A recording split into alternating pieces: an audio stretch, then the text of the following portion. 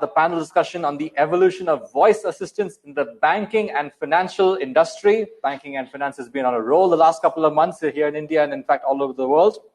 So we're going to find out how the banking and financial institutes can explore speech technology for conversational interfaces like chatbots. And we're also going to see how increased customer expectations is pushing the industry to expand their caliber to bring their services on par. I'd like to first introduce our panel members, starting with Rami Al-Karmi, who's the Chief Innovation Officer and CEO of Ahli FinTech Jordan Bank. We also have Neale who is the Digital CTO of the Apex Group. Then we have Mr. Damodaran Raman, the Chief Technology and Innovation Officer of Bayan Payments Limited. We also have Rana Gujral, who is the CEO of Behavioral Signals, who was with us last time as well for the Voice Tech Summit India. And we have Mostafa Seif, who is the Software Team Lead and Vice President of EFG-Hermes. Welcome, gentlemen. And this discussion is going to be moderated by Carla Verwijmeren, who is the founder and managing partner of Smart Voices. Smart Voices, of course, is our partner for this initiative. Carla, the stage is yours. Please take it away. Okay, thank you very much. Welcome to everybody. Today we'll be discussing voice assistants in the banking and in the financial industry. My name is Carla. I'm a founder of Smart Voices, which is a Dutch marketing voice agency. And before I started this company 2 years ago, I've been working at financial industry for about, I think, 20 years. And I believe that conversational AI is going to have a huge impact on this industry, because the way we connect with customers and with employees, it will change the next years. For me, it's very special to introduce my 4 panelists for today, and I think it's best if they introduce themselves. Rani, can I ask you to take the floor? Rana, sorry. Okay, sorry. Thanks, Carla, and it's a pleasure to be here. I am the CEO of Behavioral Signals. At Behavioral Signals, we're looking to unravel insights from the tone of voice. So a variety of signals, emotion signals like anger, happiness, sadness, behavioral signals such as engagement, empathy, politeness, and also intent signals. And that's a core technology. What we've done with that is we've built a very intelligent matching engine, and the way it works is it analyzes recent interactions between agents and clients and creates very accurate behavioral profiles of those participants, and then uses that information and knowledge to find just the right person to speak with a particular client. And we've applied that solution towards collections conversations in the banking and the second-tier debt market, and that's a core focus area. Pleasure to be here. Thank you so much, Rana. That's very interesting. Daran, perhaps you could introduce yourself. It's me? Damodaran. So, the viewers and the panelists, thank you, Carla, for this opportunity. So, my name is Damodaran Raman. Short name is Damu or Raman. Basically, I started my career as a rocket scientist. Worked 14 years in the Indian Space Research Organization, working in the design, programming, control system, whatnot. And then my second stint, I moved to IBM, and I worked across the geographies, name it North America, South America, Europe, Middle East. And last take a challenging role in the growing FinTech. So currently I'm working as a Chief Technology and Payments Limited at Saudi Arabia. We are one of the 3 FinTechs in this region. We started our journey. We had graduated from Sandbox to PSP, and session of the in the industry area. Okay. I think this connection is a little bit off, but thank you so much. We'll move on to Mostafa. Mostafa, please. The floor is yours. Yes, hi. Hi, ladies and gentlemen. Hi, Carla. Thank you. It's my pleasure to be with you today on this summit. My name is Mostafa Seif from Egypt. I'm working as a software team lead at EFG-Hermes. I'm responsible mainly for FinTech projects and development of FinTech projects and data science projects inside our company. I have 18 years of experience in software development, especially in the financial industry. EFG-Hermes is working on many financial services like investment banking, stock market, consumer financing, asset management, and many financial services. It's a leading of financial services. It's my pleasure to with you today and about our discussion about conversational AI, how to use it on financial industry. Thanks. It's great having you here. And we have another FinTech man on board, Neale. Thank you, Carla, and good day to everybody on the call. My name is Neale Croutear. I've spent about 20 years in banking, across investment banking, asset management, corporate, retail. Last 5 to 10 years, really moved into sort of a lot of regulatory work, RegTech, FinTech, and I'm currently Chief Technology Officer for a new business which is due to launch in January, where we'll be offering a full digital banking service to corporates and institutional investors, and hopefully breaking the mold of what that means to business in that space. And look forward to talking with you all today. Great. Thank you, Neale. Of course, now I'm very curious about what you're building, but today we're going to talk about conversational AI in the financial industry. Neale, perhaps I could give you the word. How do you think conversational AI will affect the financial industry in the next coming years? Thank you for that. So, I mean, obviously, with the rapid move toward digital banking over the last 5 years, both from challenges and incumbents, the goal has always needed to be about becoming more customer-centric, as all digital transformation initiatives should be aware. The evolution of the story of banking services is one that's been really from a perfect storm in the evolution of technology, regulatory change, customer mindset, and sort of scalable, cost-effective services. So the consumer at large is significantly more savvy than they were 10 years ago and has a new set of expectations, service provision, and what good looks like. Conversational AI is, it's a critical part of this evolution. And whilst technology is still in its infancy today, there can be no doubt its effectiveness and importance as part of a bank's overall strategy. And, that's going to escalate, whether it's 24/7 support, medium accessibility, cost efficiency, scalability, or improved engagement. We must look at its current capabilities as just one aspect of its potential and where it will sit in the customer journey experience and how it contribute to the wider FinTech ecosystem.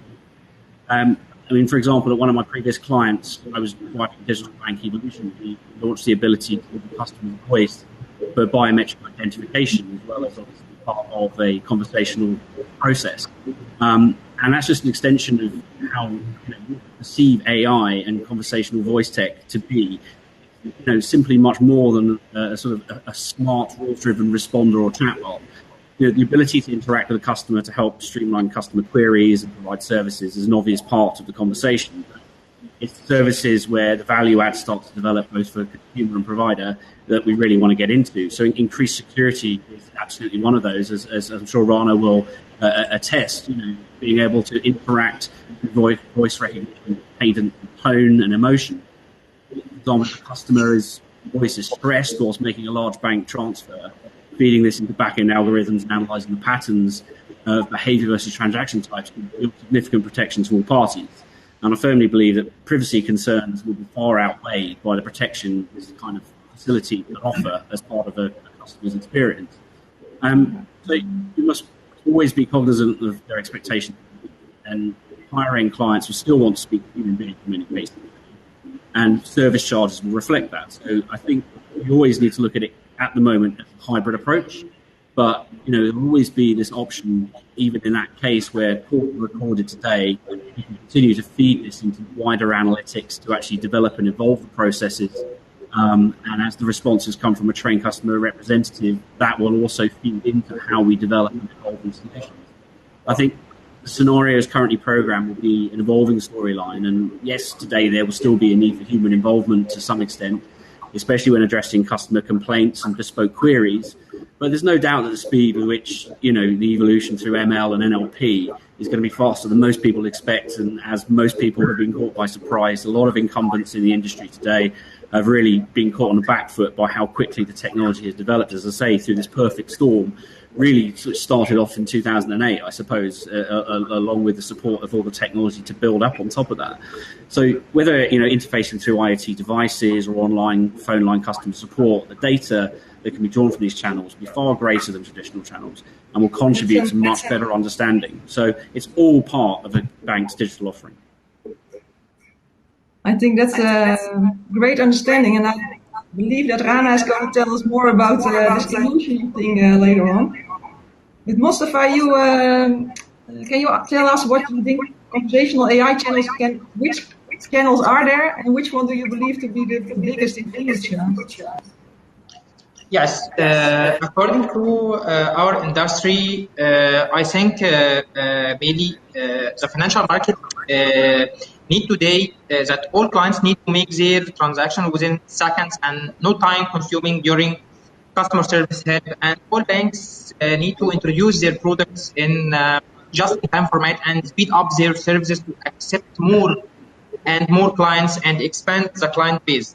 So the main challenges in conversational AI, or how to apply conversational AI, will be through chatbots. But there are many pictures from chatbots, especially in financial industry. Let's take an example from bots they usually installed in financial institutions to solve all these problems, like frequently asked questions bots.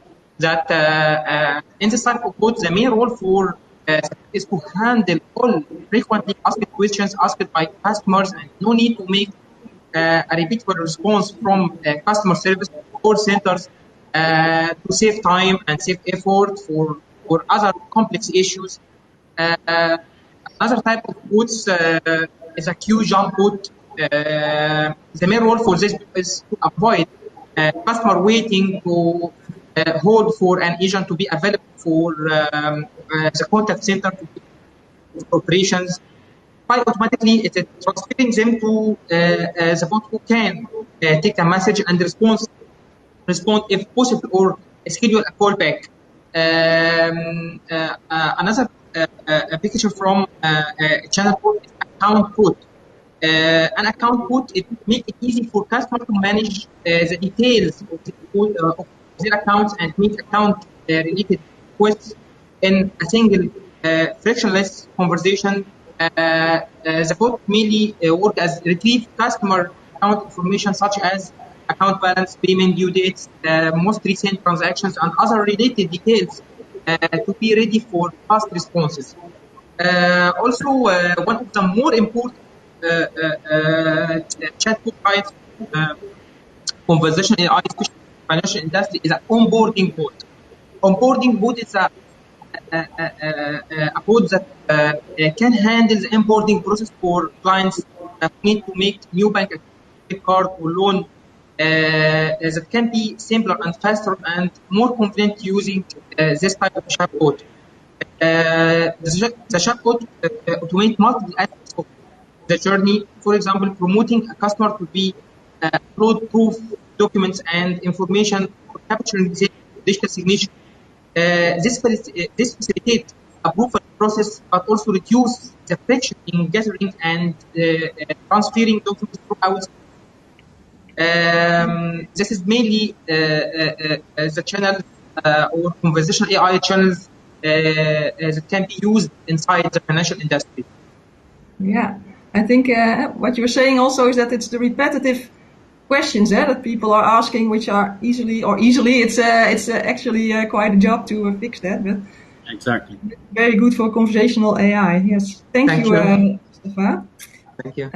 Which brings me to the question, because Mostafa, you told us it's also about scalability and about costs in the cost center, reducing costs. That brings me to the question: can conversational AI replace co-workers in an organization? And actually, do we want this to happen? Rana, perhaps this is good question for you. Yeah, I mean, I think that's a complicated question. I think if you kind of look at sort of the general spectrum of AI, in that of course includes conversational AI. For the most part, most of the applications are in the realm of augmenting and helping the humans do what they currently do today, but just do it better.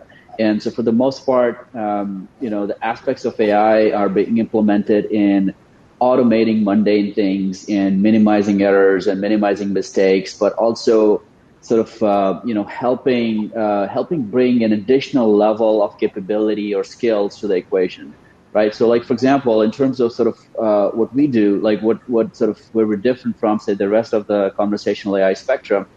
If you kind of see out there, right, there's a variety of different solutions in the market, but for the most part, if you really look under the hood, what you see is intelligent semantic trees that are first taking the audio, converting that into text, and then parsing the text for meaning. And while that was really cutting edge 10 to 15 years ago, it's really not necessarily the revolutionary technology that we're looking to do today.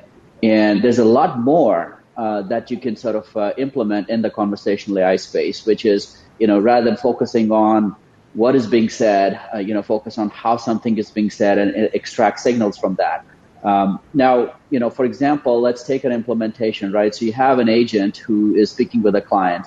And if the agent's speaking with a client, generally the agent's focused on the client. That's what they're trained to do. They're focused on how the client's doing, how the client's feeling. So the agent doesn't necessarily need a lot of help to sort of, have somebody or a software remind the agent in terms of, hey, the client's feeling angry. The agent knows client's feeling angry. You can hear it, you can sense it, and you can also sense it, the tone of voice. But what the agent's not doing is focusing on himself or herself. And so they're not necessarily aware that they sound angry, or they're not necessarily aware that they're speaking too fast, or they're speaking too slow, or they're cutting the client off, because they're focused on the client. And so now if you have a capability that sort of is guiding the agent in terms of how they're doing, it becomes a compelling tool for the agent, which is, maybe I should course correct, or maybe I said something. And if there's a system that's sort of monitoring the general engagement and sort of tracking a change of tone from negativity to positivity, or positivity to negativity, and something was said that resulted in that change of engagement, that is really helpful, right? Now, what we've also done is we've sort of taken that core science of emotion and behavioral recognition, pushed it a little further, right? So if you sort of process those basic signals and then you apply it to a specific context, you could actually predict intent. And although that sounds like magic, it's really, traditional behavioral science that has been studied by scientists and doctors for decades. And so, for example, you could very much predict the intent of the person you have on the phone. So, like, for example, if there's a client that's looking to buy or not buy, you could predict if the person's going to do that or not. Or if you're looking to collect debt, you can predict if the debt holder will pay or not pay. So our engines typically can make a prediction within the first 20 seconds of the call. And that prediction is a binary prediction. Yes, will pay or not pay, or buy or not buy. And the prediction's about 85% accurate. So it is really, really powerful, right? And it's really sort of like, if you sort of, sort of hone into the cognitive state of mind of the participants and then apply it to a specific context, there's a variety of information and insights that come in. And so I think those are the things that apply. So it's less about replacing a human, because the humans need it, right? As Neale said, right? The quest for digitization is real. Banks want to digitize. Banks want to minimize cost. But for the most part, the high value conversations and the more complex conversations, like let's talk about the collections industry, right? It's a very unique interaction between each client. Every person's situation is different. Every person's debt is different. The solution is going to be very different. So you can't digitize a collections conversation, which is probably one of the most complex conversations out there, by creating a self-service portal. and you need to talk to a human, understand that human's dilemma, come up with the solution, agree upon a middle ground, and then make it work. The question is, how can AI help with that? Can you add an element of empathy in there? Can you match make, and can you bring the right people together so that you can have better conversations? And I think it's all around sort of augmenting those interactions. It's very little about replacing. I mean, personally, I think for the most part, I've come across very few use cases where AI has actually replaced a human. For the most part, it's completely the opposite at this point. And I think that's what it needs to be at this point. Agreed. And because I've worked with several companies, and also the issue of natural language understanding often is a big issue, because sarcasm, for example, is something that's difficult for bots to understand and to interpret. To understand that how this works and to give the right intent. Yeah. On that point, I mean, I think that's an interesting point that you bring up. I mean, and the language itself, right? So we speak differently, all of us, because we're from different parts of the world, but we think pretty similarly, and we reflect emotions in a very similar way, right? So, like, for example, when we're looking at the tone of voice and extracting signals from that, you're now building a solution that's truly culturally and language agnostic. And because you're not focused on the language at all, we're not interested in what you're saying, or how, we're just interested in how you're saying it. And for that matter, we're not even, paying attention to what you're saying or the words you're choosing to speak or the language that you're speaking in. And because, while we speak in different tones, different pitch tones, we all reflect emotions very similarly. And that's very, very powerful. Great, thanks. Interesting stuff. Yeah. Mostafa, perhaps I can go to you. What do you believe are the main challenges for the financial industry to focus on for the next few years? Yes, the main challenges for conversational AI, applying it on the financial industry, I think the first challenge will be the language. The different language, especially on the multinational companies that have variant cultures of clients. The language will be the main challenge on this area, and you have to develop a bot for every language to study and to learn the bots about the signals for each language and body of each language. I think this will be the main challenge. Another challenge is the consumer expectations. When it comes to money-related matters, consumers are highly sensitive and expect flawless, consistent, and customized customer service. The bank have to be extra vigilant in meeting expectations in order to avoid any discrepancies. Also, regulations considered as one of the most important challenges in applying chatbots and conversational AI in financial industry. We see that many banks spend heavy money on developing systems and processes that cater into compliance. Also, one of the most important challenge is how to authorize and authenticate the users that are going to use conversational AI and chatbots. Also, this is a main challenge, especially on security teams on financial industry. But there are many methods to avoid this challenge, like digital signature and like biometric data such as fingerprint, facial or voice recognitions. These all methods that can be used to authorize and authenticate the users. Wow.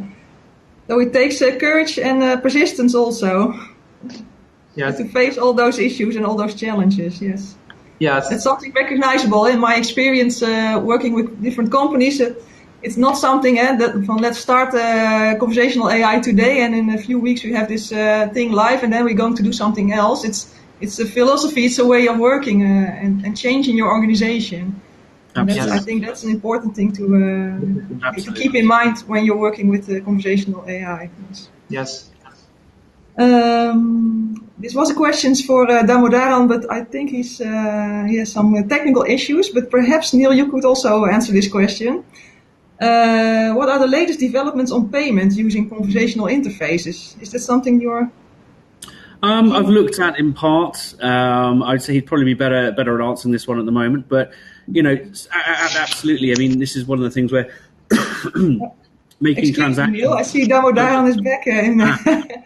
I am back on mobile now. Say, I mean, my mic is not working. Whilst he comes online, I would say the largest part is going to be around security and authentication. Is going to be a large part of it.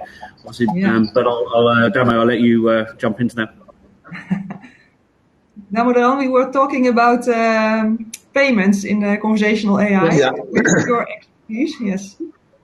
Basically, okay, great. See, when we talk about the banking and financial sector, right? So all the advancements which is happening, the changes are happening very rapidly, and your core banking and the infrastructure and the your application has to be naive and agile and secure. Very, very importantly, because we are talking about the money, right? And fintech startups are basically it's giving the solutions to the the banking experience of going to the branch, standing across, and all those things. And we are seeing the evolution of digital transformation in the financial industry. And pretty much, I think few years back, I think we visit bank. Nowadays, I never visited bank for last couple of years, right? So everything has been done there. And having said that, I think now we talk about the digital banking. Today, you see there are a lot of conversational, aids, which is helping to have the basic queries in terms of customer, what they want to know about their stuff. For example, Amazon, Google, and Facebook, basically they have their own, voice assistants, which can be integrated with the banking and things like that. But in this particular arena, now I am in a fintech. Basically, we have a digital wallets and then payment gateway. And if you really see, basically, in the Europe, right? So Monzo, Revolut, and I think they have really very high on the I think I'm sorry, this doesn't work. Sorry? Me? Damodaran, I'm sorry, but the sound is not good, so we cannot exactly hear what you are saying. I think it's a technical issue. Can you hear me now? Yes. We'll give it one more try. Can you hear me now? Yes, we can hear you now. We'll give it one more try. The floor is yours. Yeah. Okay. Quickly, I'll just get into the No, I'm sorry. This is point. No, the sound is not so okay. The chatbots are the basically we have that's nothing. Damodaran, we cannot hear you. I'm sorry. I'm going to the next question now. I'm sorry. It's about customer expectations. Yeah. Mostafa, perhaps this is a good question for you. Do you think conversational AI will increase customer expectations in the next years? Yes, I think it will be increased customer expectations because it solves most of the problems that related to customers and banks. From customer point of view, the main issue summarized in long time waiting in queues to make transactions through banks and or through ATMs, and the long steps taken in using internet banking and mobile banking. And from banks and financial institution point of view, the heavy workloads every day, especially in the period that bank publishing new product and the repeated tasks from many clients like inquiries about new products and how to apply. This consumed time and can be used to handle many other complex cases that need human interaction. I think that conversational AI can make transformations on financial industry in the next years and in the next days, and many. I think conversational AI can help us during the pandemic period and the COVID-19 period that the clients have to open the chatbot and put his frequently asked questions, and the response will back to him immediately without any movement from him to the bank and waiting on the queue. So I think conversational AI will be a best solution on the next days. Okay. It's quite some interesting thing. And do you believe that if companies do not use conversational AI in future, they will be in business in a few years, or will they be out of business then? Yes, I think my company put a good plan for use conversational AI on the next months, and put a budget for this to handle such these projects. Okay, thanks a lot. We're going to try again, Damo, for you. I have the question: consumer adoption is an important barrier to cross. In the Netherlands, I know that talking to a voice assistant or using a chatbot, it's something that people have to get used to. What do you think about customer adoption? How are we going? Yeah, can you hear me now? Hope internet supports me. I'm working from office anyway. Right. So customer adoption is the key. Basically, I think when the digital transformation is going, particularly in the payments, so you may be seeing the history, right? So the digital wallets have come in, and then perhaps there are multiple wallets, and then the customer acquisition and the retaining of them is very, very crucial. And it's my experience also from last 2 years. I think we did the customer acquisition, and then if your competitor comes in with a better, user experience and the things like cashbacks and loyalty program and all those things, I think your customer segmentation will move there. So when the technology is going forward, and it is much more important to retain your customers within yourselves, right? So that's becoming a very big challenge. And most of the digital wallet perspective, which we want to talk about, it's a cash burning exercise, right? You don't really make money. Rather, you need to do the acquisition through giving their cashback and things like that. So that's when this year, what we did in Bayan Pay perspective, so payment is our core, and with that, what we can do. So always I believe in two things. One is in innovation, and second is the disruption. So what we are trying to do is, we developed 3 platforms in terms of, the transportation, the mobile e-commerce, and the chat. Okay, it's a so-called Amazon's and e-commerce platforms and things like that. So basically, our use case is all about keeping the customers very happy in terms of the value-added system which we are giving across the your payment arena, and also keep their experience. So initially we started with call centers, which manually intervention, and in digital wallets, if some of the intricate questions in terms of some of the frauds and things like that, people are not able to give the right things, then people, they're not happy, right? So we are just moving towards, initially we are in the very nascent stage of adopting an bot, which is called Arab bot. And our goal is to really look into the behavioral aspect, as Rana was talking about. So we would like to capture the behavioral pattern. It varies from the culture and the place and things like that. When we have the sufficient data, we will curate our machine, and machine will learn, and then we want to have the AI-based stuff. So today, basically, I think the chatbots are well enough enabled with the AI powered, and we need to have a sufficient data to make it work for us. So customer adoption and retain is big challenge, and these technologies will disrupt unless otherwise you give them a great experience. They will shift their base. Absolutely. Okay, thank you. We have a question from the audience. I think, Rana, this one for you to answer. How do you take into account the various cultural deviations and contexts? Okay, yeah, that's a good question. So, look, when I was talking about this earlier, right? So when you're looking at, measuring signals, emotions and behavioral signals from the tone of voice, what you're really doing is you're sort of looking at the tonal variance. You're looking at balance and prosody, tonality, and the key there is that although different cultures speak in different tones, sometimes there are cultures. Some cultures speak in higher pitcher tones, and there's some who speak in softer undertones. But the variance from the baselines are almost identical.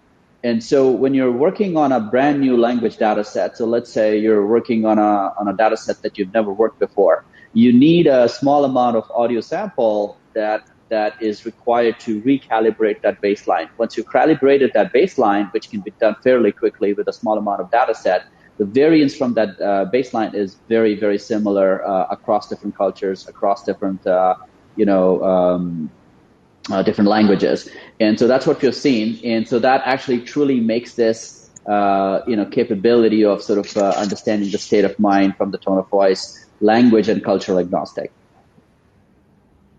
Okay. I hope the question is answered.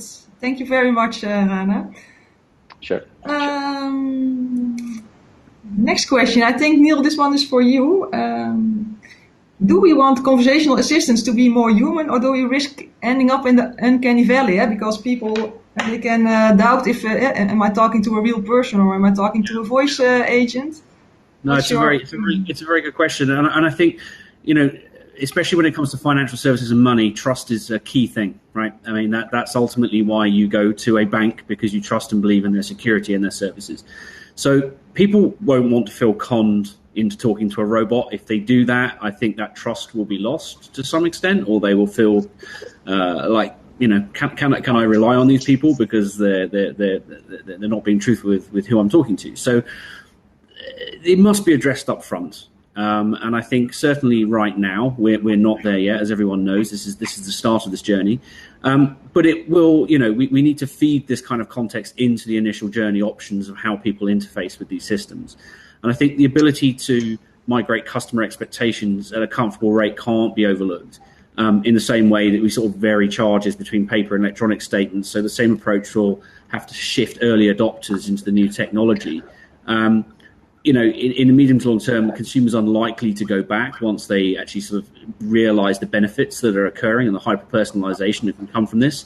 And the fact that, we've already mentioned people talk to Siri and Alexa devices shows that the consumer's open to dialogue with voice tech and can differentiate between human and computer. But I do still think that the distinction is important, and we need always, to help people to know who they are talking to. I think if you got it too perfect, I think, people might lose some trust there. Yeah, the other way around also. I remember Google saying and that was something that people didn't appreciate very much because it was too human-like. Yeah. Okay. Thank you very much. Mostafa, you've been working on some cases of the last few months. Perhaps you can tell us what your most inspiring case for this audience is. Yes, let's share with you some cases from my company that I divide the cases in two parts: stock market part and consumer financing part. Let's start with stock market part. We know that stock market sessions have limited time. And the call center resource is limited. So we have many online platforms. Many clients need to contact call center directly for frequently asked questions like what is the stock trend today, and account opening process news for a specific stock. What is the next coming IPO?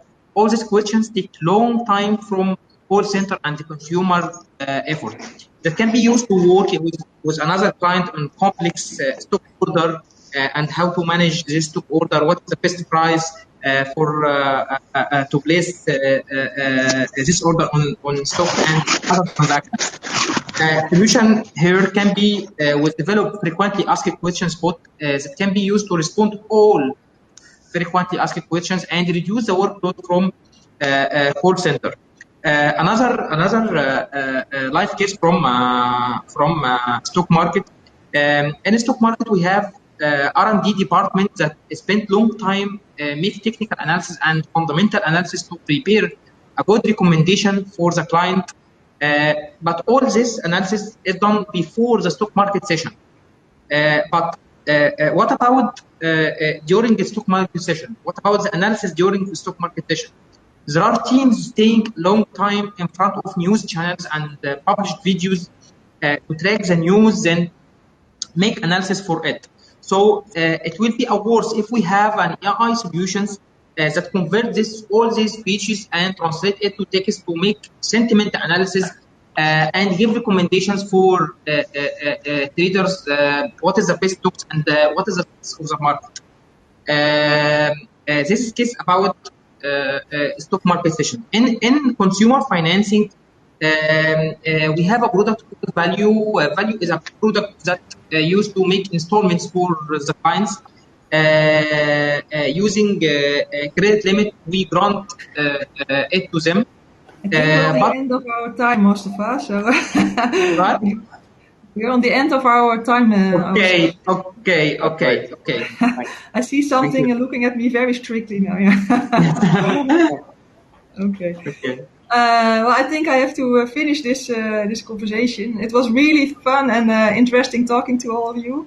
Thanks a lot for the audience for joining us, and feel free to connect with us besides this session. Thanks a lot. Thank you, guys. Thank you. Thanks, everybody. Thank you very much to all our panelists. Thank you. Okay. Of course, all of our speakers are available backstage and in the VIP section. So if any of our viewers like to interact with any of our speakers, all of whom are available backstage. But until then, thank you very much to all of our panelists. Thank you, everyone. You're welcome. All right, ladies and gentlemen, we're going to slip into a short networking break for about 5 or 10 minutes. And when we come back from the break, we're going to learn how to use voice technology to identify what is it that customers really want from a brand perspective. All of this and much more on the other side of this very short break.